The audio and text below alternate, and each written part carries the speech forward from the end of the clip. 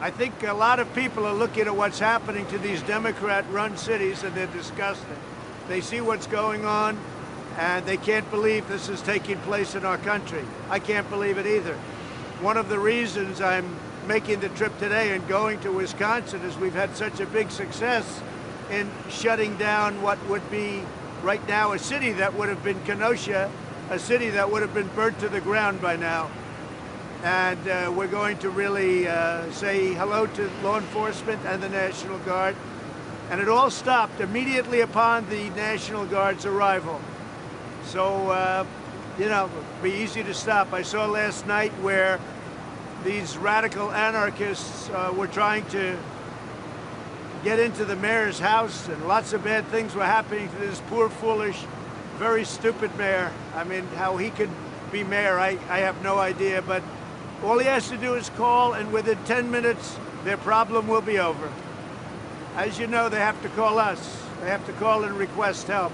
All he has to do is call, and the problem will end. They had tremendous numbers of people really harassing him horribly, and I guess trying to break into his house. And he still sticks up with them because he's a fool. Only a fool would stick up for him like that. These are anarchists. These are agitators. They're rioters, they're looters, they're bad people. They're burning down Portland. And you take a look at that, you take a look at the scenes last night, and then the fake news media will say that they're friendly protesters.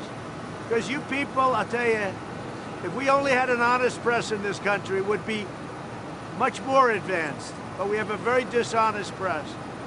Yes, Mr. President, can you speak at all? You've spoken a lot about the anarchy that you're referring to. What about racial divisions? Would you like to bridge some of those gaps? And do you think that anything that you're saying is helping with that? I think it's helping because I'm about law and order. And if you look at the black community, they want the police to help them stop crime. The Hispanic community, they want police. 82%, 84%, numbers that you haven't even seen. They don't want crime. They don't want to be mugged. They don't want to have any problems. And it's just a shame. And as far as the previous administration, take a look at Baltimore, what happened? Was it Freddie Gray? Take a look at Baltimore. Take a look at St. Louis. Take a look at Ferguson. Take a look at what happened. What they had was, it put what we're doing, it put them to shame. It put it to shame. Take a look at those places. And you always had Portland. Portland's been like this. I read an article today, for 50 years this has been going on. I'd like to stop it, and we could stop it quickly. All they have to do is say, okay, President, now we're ready. Now we're ready. When I watched that scene last night with all of those really horrible people outside of the mayor's house, I also saw the way they shot the young gentleman in the street. He was targeted. They targeted him. They shot him in the street, and then they were so happy, and he died. You don't mention that. You mentioned somebody sprayed paint at somebody from the other side. They shot a man in the street. They executed a man in the street. A religious man in the street. And you don't mention it. It's not even a story. You talk about other things. The press should be ashamed of themselves. I think the press is actually, the media, is what's fueling this, more so than even Biden. Because Biden doesn't know he's alive. The press is really fueling this, and they're fueling it horribly. And you're doing a great disservice to your country. Okay, any other questions?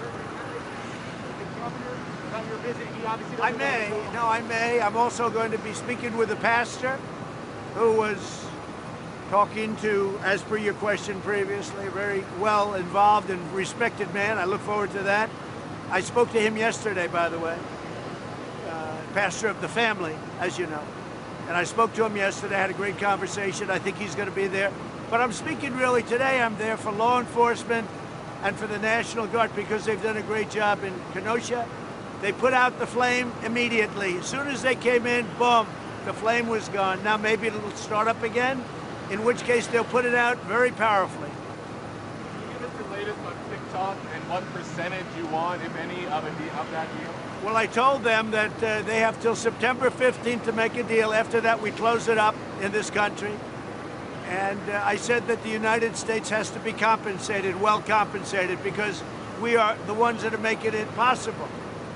And so we should be compensated. So the Treasury has to be well compensated. Mr. President, do you have an update on airlines, what your administration wants to do to help airlines? Well, we'll be helping the airlines, yeah. We'll be helping the airlines. You have to help the airlines. Tough business, always is. Airlines are a tough business in good times. And we're about ready to get back to good times. If you look at the numbers this morning, some of the numbers coming out are incredible.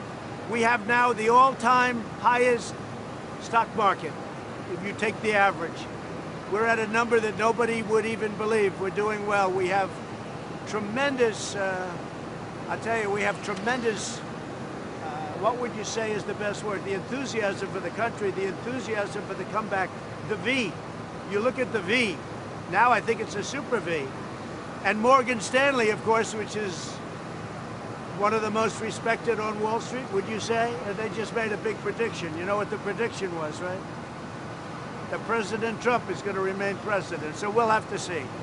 We'll have to see. But I cannot imagine anything else, because if somebody else got in, namely my opponent, your stock markets, instead of being records right now, they will crash. Your 401ks will be down to nothing. Your stocks will be down to nothing. And we will have a depression like you've never seen before. We're going to have an incredible economy. Next year is going to be one of the best years that we've ever had, and everybody's getting a big tax cut. Thank you very much. On drug pricing, sir, on drug pricing? Yeah, we're working with the drug companies on substantially lowering drug prices. I've put out a favored nations clause. I've signed it. That means we get the lowest prices anywhere in the world. We match whoever gets the lowest. And the drug companies are having a real problem with that, so they're coming in to see me, and we expect to get a very substantial price reduction in prescription drugs, which has never been done before. Are they coming to see you, sir? They're coming, yeah, they're coming.